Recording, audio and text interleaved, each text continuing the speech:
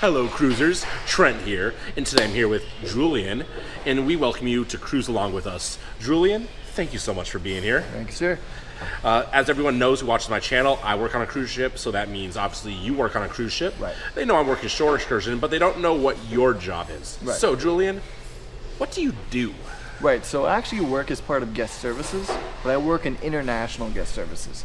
So general guest services applies for all the guests on the ship, whereas international guest services are actually people that specifically focus on certain groups that speak certain languages.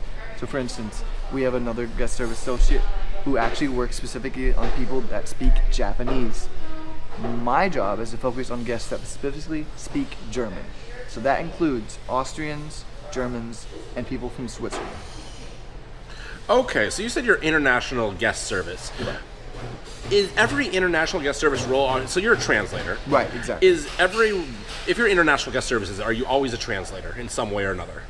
Not always. So your job is actually a wide variety of duties. So not only do you focus on translating for the specific guests, but you also help in focusing on dealing with all the other guests on the ship as well.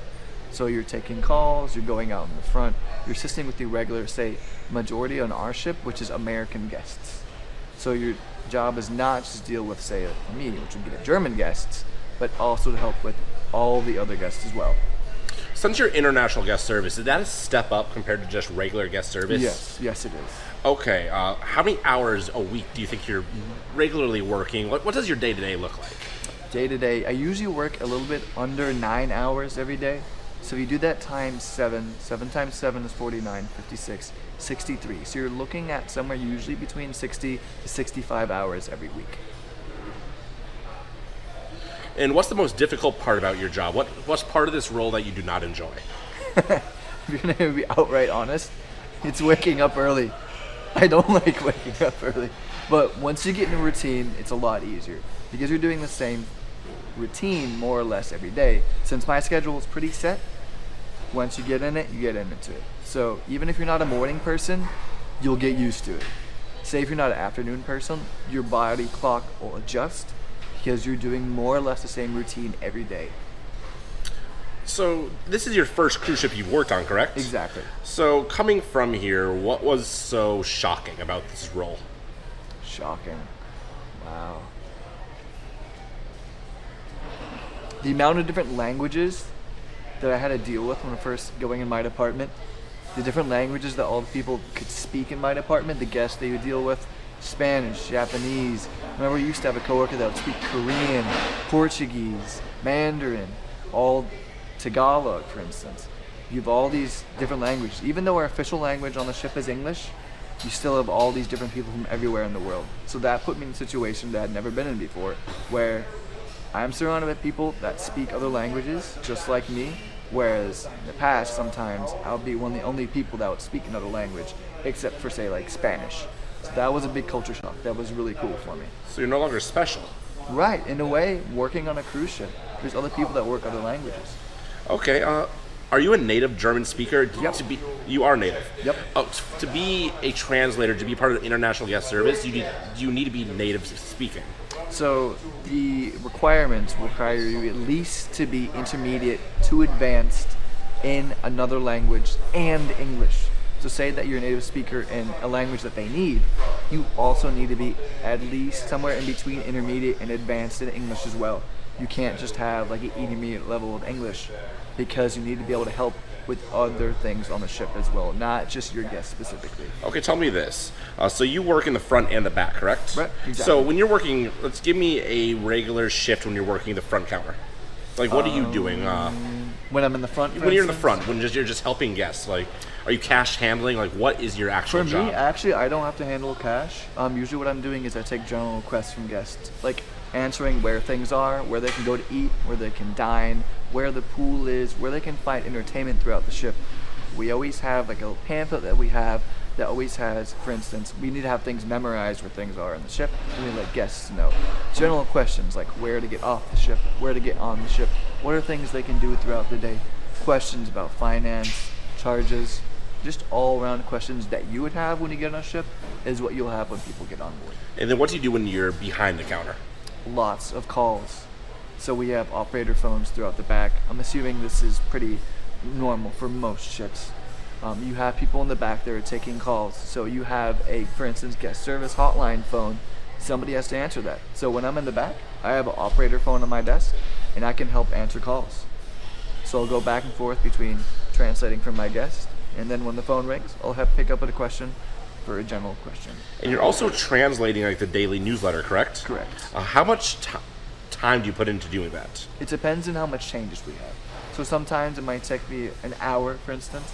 Sometimes it might take me more. Okay. It just depends on how many changes, because you have to make sure that you get the finalized version and that everything is accurate.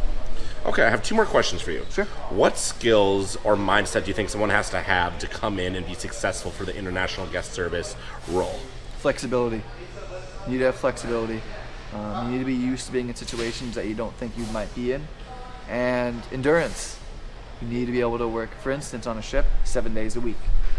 So flexibility and endurance, I think, are the best. Okay. I want to add one more, though, which I think is important for working on the ship in general, in hospitality in general, which seems like it's a no-brainer, but being able to make friends is really important, especially when you're working every single day.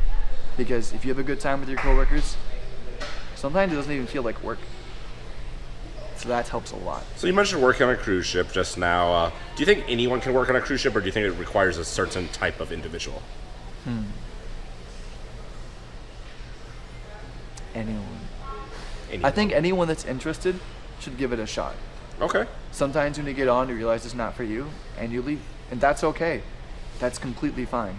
But if there's something you want to try doing, and you're scared because you think you won't be able to do it, or you're not sure, just give it a shot. If you don't like it, worst case, you go home. See, I agree with you there, but at the same time, I think they need to do a good amount of research. Right. I think there's enough. If they come in here blind and then they quit, I think they are. You shouldn't go in blind. But if you do some research and see, hey, what you think you might like, and keep in mind that you're going to be working a lot, have that mentality when you get here, it'll make things a lot easier. And then, I know I said 2 more questions, but really final question. Sure, What's no something that you wish you would have known before coming to the ship? I wish I would have known before coming to the ship. Huh. That's a good question. With this part, we might have to edit out. We're not going to. They're going to hear you say this now. Seriously? Yeah. Oh, okay. They're watching you. They watch you and trying to answer this question. I got it. Thank you. What is the thing I was thinking about? Julian, they're watching you. Got a good point. What was the thing that I would like to know before I got on the ship? Socks. This is gonna sound funny, but you always want to make sure that you have more socks than you think you'll need, because you need to have a pair of clean ones for work.